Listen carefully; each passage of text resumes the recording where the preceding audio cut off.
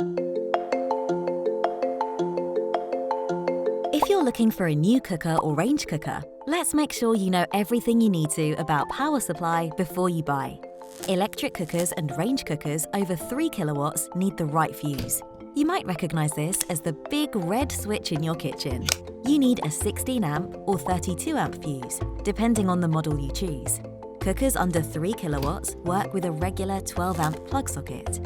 If your new cooker runs on gas or dual fuel, it'll need connecting to an existing gas supply.